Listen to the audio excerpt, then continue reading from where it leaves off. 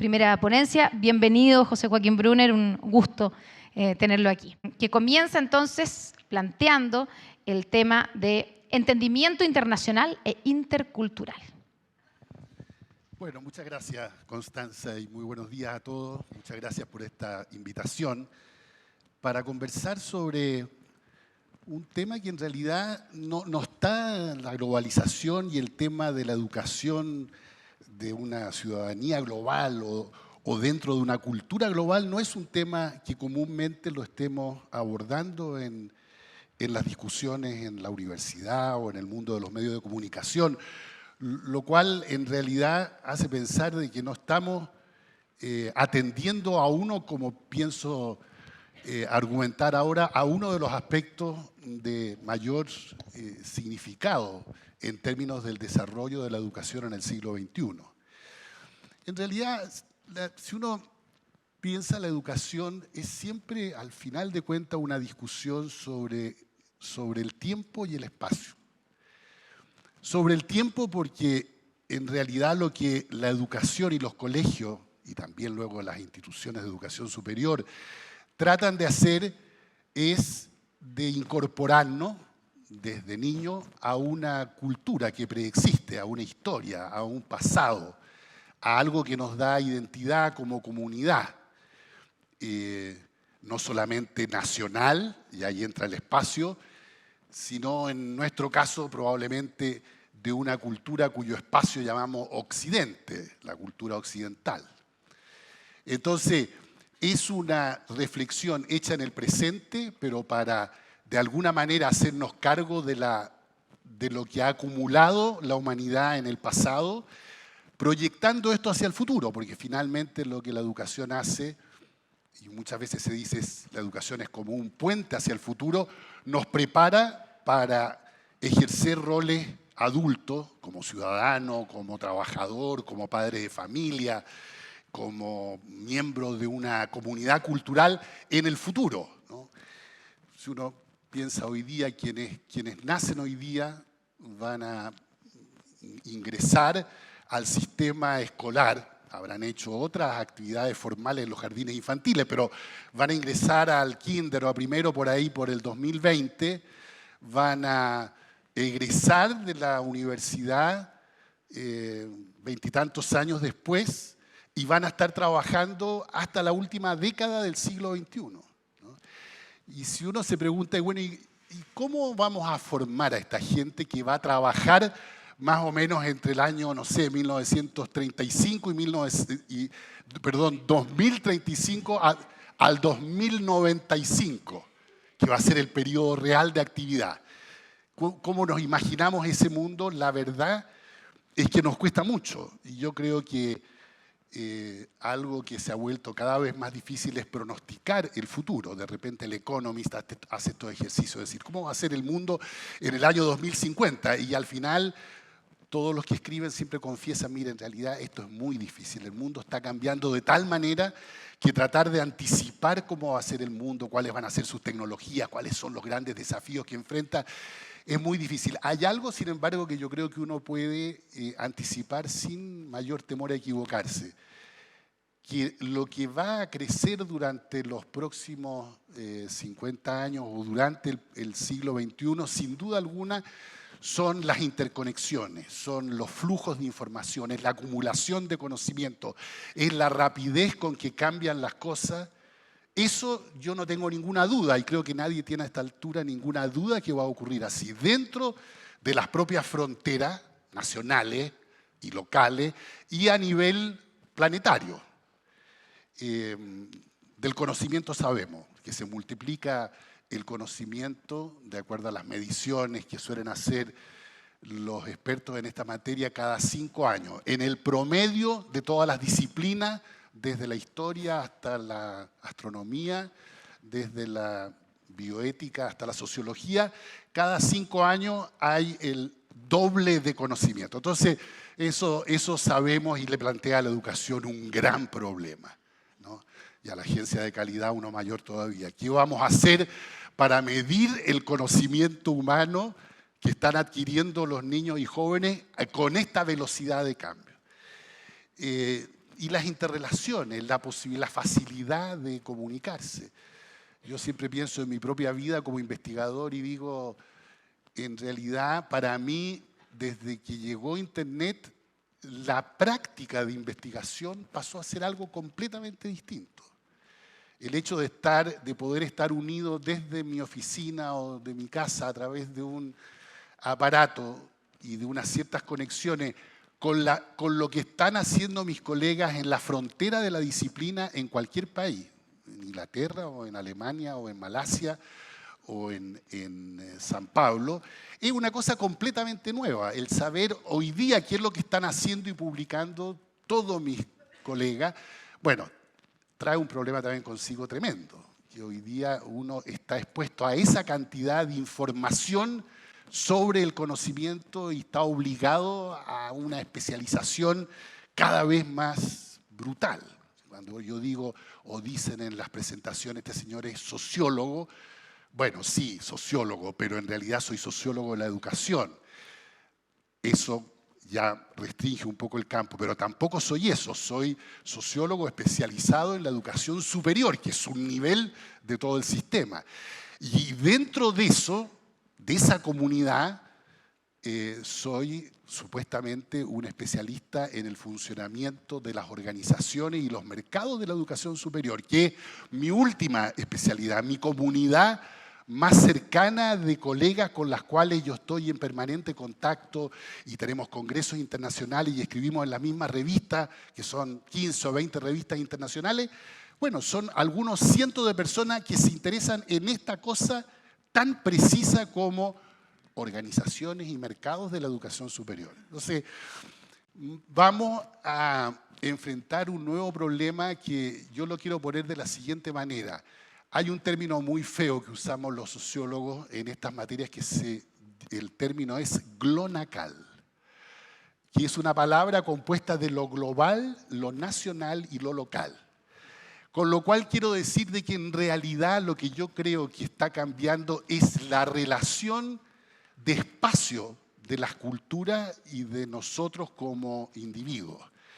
Es que ahora estamos siendo cada vez más habitantes glonacales y que en realidad lo que hay que pensar cuando uno dice quiero pensar la educación del siglo XXI y qué queremos hacer con ella, tiene que pensarla glonacalmente, es decir, tiene que pensarla desde el nivel local, porque no me parece a mí que nosotros vayamos a dejar de ser seres absolutamente enraizados en una comunidad local que parte siendo la familia, o lo que hoy día queda de lo que llamábamos familia, el hogar, esa agrupación más cercana y relevante de socialización de los niños en los primeros años. Y es efectivamente algo local, es la comunidad más cercana, es el barrio, es la ciudad, y ahí tenemos un referente poderosísimo de nuestra propia identidad y desarrollo. Tenemos luego una identidad y somos parte de una cultura nacional, cada vez más discutida, con fronteras cada vez más tenues. Cuando uno piensa en la educación del siglo XIX, la educación del siglo XIX y de buena parte del siglo XX ha sido totalmente nacional-estatal o estatal-nacional, ¿no? Era, de hecho, la manera como nuestros antepasados se imaginaron la creación de la República a través de la educación era decir, vamos a crear una cultura común a través de los colegios. Esa era la gran idea detrás de la educación pública ofrecida por privados o ofrecida por el Estado, era integremos a todos dentro de una cultura nacional, de un mismo lenguaje, de una comprensión de la historia, de una manera de entender nuestra propia geografía. Bueno, Andrés Bello, Letelier, todos los grandes de la educación chilena pensaron la educación de esos términos. Todavía probablemente en la generación de mis padres ese era el eje de la educación. En la generación mía y de todos los que aquí están, que son más jóvenes en este panel, ya no es ese el referente cada vez más es glonacal. O sea, hemos estamos tratando todavía a tientas de integrar una nueva esfera, que es esta esfera global. Y dado que yo lo estoy pensando como una transformación de la cultura en que vivimos, de los mundos de vida, no lo pienso como a veces se hace como, oiga, tenemos que agregar una nueva asignatura junto a historia y a matemática y a lenguaje. Tenemos que agregar ahora, y a ciudadanía, que también siempre tenemos la tentación de decir debe ser una asignatura. Ahora tenemos que crear una asignatura de ciudadanía global. ¿Y cuáles van a ser los contenidos y las competencias propias de esta? O entonces, muy difícil, pongámoslo, porque en Chile tenemos este tipo de buenas soluciones, en realidad también en otros países, como un objetivo transversal. Entonces, cuando alguien pone algo como objetivo transversal, yo siempre me digo a mí mismo, no sabemos bien qué hacer y en realidad esto no va a funcionar. Porque esto de que va a estar en cada ramo, ya les cuesta tanto a los profesores en su especialidad, enseñar su especialidad, que si además tienen que meter transversalmente la ecología y el medio ambiente y la ciudadanía local y ahora además la ciudadanía global, bueno, eso va a ser muy difícil. En realidad es una manera, creo yo, de reaccionar con categorías del siglo XIX y XX al nuevo problema. El nuevo problema es que nos obliga a repensar entonces todo el contenido y la forma de la educación para hacerla efectivamente global, es decir, para que su espacio deje de ser el espacio nacional estatal y pase a ser un espacio global, donde lo que nosotros imaginamos es una comunidad ahora por primera vez real, porque esto lo pensaron los filósofos de la Ilustración, como Kant, pensaron en este tipo de cosas, pero Kant mismo no salió nunca de su ciudad, de Königsberg, nunca se movió de ahí. Escribió estas cosas increíblemente anticipatorias de la paz universal, etc., desde un pequeño pueblito en Prusia. Bueno, ahora por primera vez ya no estamos pensando en una especie de comunidad abstracta cuando hablamos de la humanidad. Bueno, en mi currículum decía, he trabajado en más de 30 países, y he trabajado en cerca de 50 países, entonces es la humanidad. Yo he trabajado y me siento algo que ridículamente en las generaciones anteriores y más filosóficamente se decía, soy un ciudadano del mundo. ¿Qué ciudadano del mundo cuando mis padres iban a Europa y se demoraban, no sé, 2 meses en cruzar y era una fiesta cuando volvían? Yo siempre digo, qué triste llegar a los aeropuertos, que son una expresión de lo global hoy día, qué triste y que nunca nadie está esperándolo. Es una cosa totalmente común. Mi mujer me dice, ¿cómo? ¿Y tú quieres que yo todavía te vaya a esperar? Si viajas toda la semana o todos los meses no hace mucho sentido. Entonces, ¿cómo vamos a integrar ahora ese nuevo referente y hacerlo abandonando el referente de los últimos 2 siglos? Y esto crea tensión. Nada de esto es fácil de hacer. Yo siempre pienso, qué interesante sería saber realmente qué es lo que está ocurriendo con el valor del patriotismo. El patriotismo era una expresión simbólica y real de una identificación cultural y vital con lo nacional estatal. O sea, yo soy patriota porque creo y me identifico con una bandera, con un sentimiento de la historia, porque la educación no es puramente lo cognitivo, es también lo socioemocional. Y digamos, donde es más fuerte el eje de lo nacional estatal es probablemente en ese sustrato de la conciencia y del cuerpo que es lo emocional, el que yo me emociono cuando escucho la canción nacional. Bueno, pero ¿se emocionan igual los jóvenes hoy día? Yo tengo para mí la sospecha, y nunca es de buen gusto decirlo, que no es así.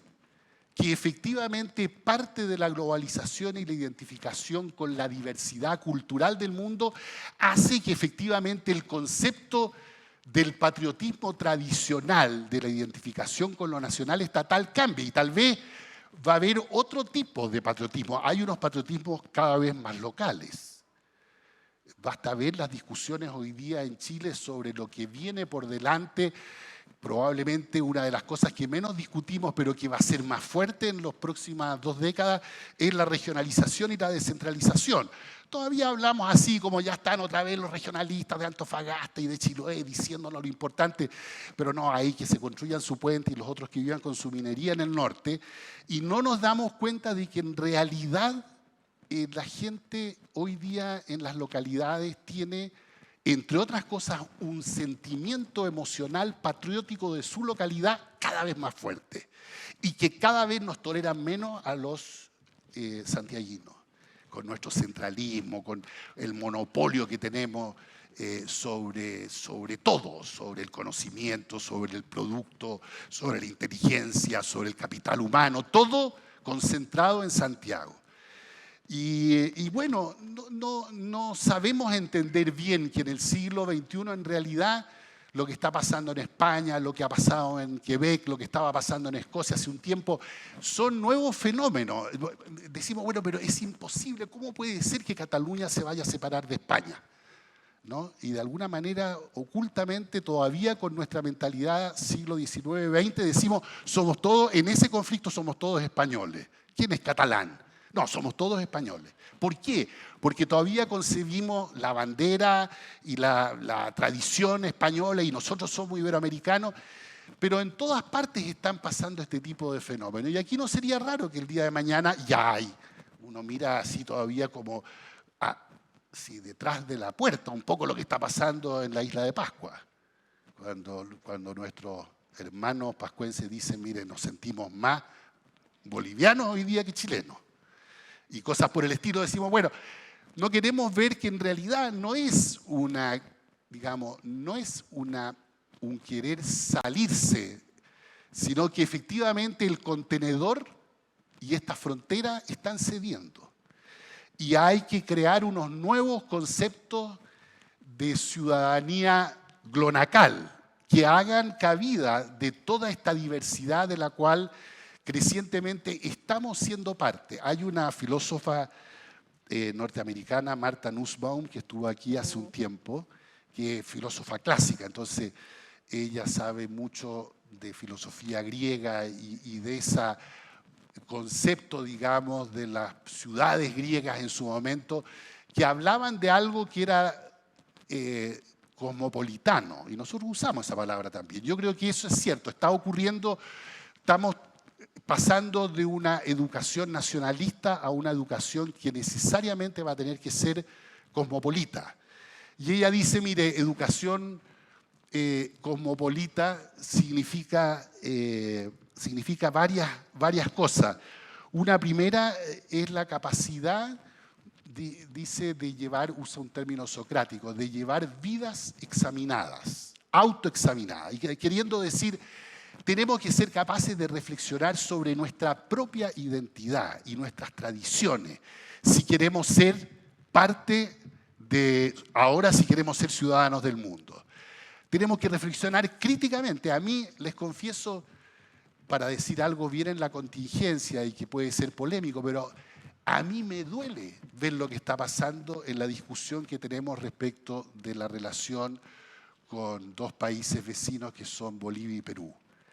Y la creciente como emocionalidad que se va creando a través de nuestras autoridades, a través de los medios de comunicación y en el fondo de nuestros instintos y resabios nacionales, estatales, de que nosotros somos y que tenemos que reafirmar y a nosotros nadie nos va.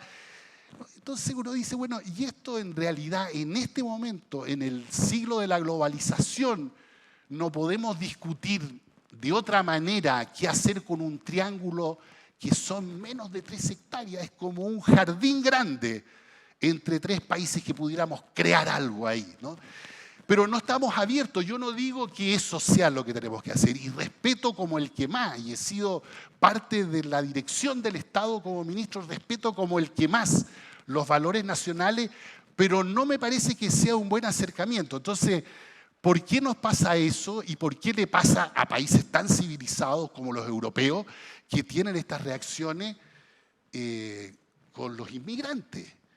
¿no? El Papa hablaba, Francisco, de una cultura del descarte, pero la cultura del descarte no es solamente la cantidad de basura que producimos, sino metafóricamente el tratar como basura a cientos de miles de personas que vienen, bueno, así pues, como basura, navegando, como lo que bota el mar, que a veces bota, como dramáticamente hemos visto, niños muertos o a punto de morir, y otras veces a unos seres, digamos, que no tienen acogida. Entonces, la reacción en contra de eso, y nosotros también lo hemos visto en América Latina y nosotros en Chile, respecto de los fenómenos de la inmigración, que son típicos fenómenos nuevos del siglo XXI. No es que no hayan habido en el mundo, pero a esta escala que hay hoy día, y por razones no solamente políticas, sino fundamentalmente socioeconómicas y culturales, bueno, tal vez no hemos tenido ese fenómeno. Si no llevamos vidas examinadas y no examinamos nosotros mismos críticamente nuestros mundos de vida, yo creo que no vamos a poder aprender esta nueva cultura. Entonces ella decía, eso es una cosa fundamental. Otra cosa fundamental, decía ella, es la capacidad de identificarnos con una comunidad moral y humana global, ¿no? Con la humanidad, ahora ya no como concepto filosófico de Kant, sino en la práctica, porque lo vemos todos los días en la televisión. No sé si nuestro substrato emocional colectivo está o no cambiando con lo que vemos en la televisión, o si cambia, digamos, profundamente o solo en la superficie. Nos lamentamos durante 10 segundos del horror que significa, digamos, el rechazo de los inmigrantes, o que los pateen en el suelo, como ocurría en la frontera el otro día de Croacia. En fin, no sé, pero tengo claro que si la educación sistemática llevada a cabo durante 12 años en la educación general y que parte antes en el hogar y en el jardín infantil y luego en la educación superior, no hace sistemáticamente el esfuerzo por ayudarnos a tener mundos de vida capaces de examinarse a sí mismos y de revisar las propias tradiciones y valores nacionales y de integrarnos a esta comunidad moral que es la humanidad, y a tener, lo tercero que decía Martha Nussbaum, a tener como una capacidad, dice ella, una imaginación narrativa para ponernos en el lugar de los otros, para ponernos en el lugar de los inmigrantes. Eso va a depender de la educación. Yo tengo tengo en mi reflexión sobre lo que pasa con la educación en Chile aún en los colegios más consolidados, más densos culturalmente, que muchas veces efectivamente no hay esa capacidad, digamos, no se desarrolla esa capacidad nuestra a nivel cognitivo, pero sobre todo socioemocional, de estar abierto a la diversidad cultural. De repente decimos hay que tolerarla, pero no decimos hay que entenderla como tal vez la mejor riqueza que tiene la humanidad en el siglo XXI, ¿no? Que es esta diversidad de historias, de trayectorias, de valores, de imaginaciones. Y eso, digamos, o el colegio y el currículum el día de mañana lo va integrando, y seguramente hay experiencias de integración. Yo también conozco alguna, pero aquí hay gente que conoce mucho más de eso, como Lili. Bueno, eso es. Esos son los 25 minutos, una reflexión sobre lo glonacal. Muchas gracias.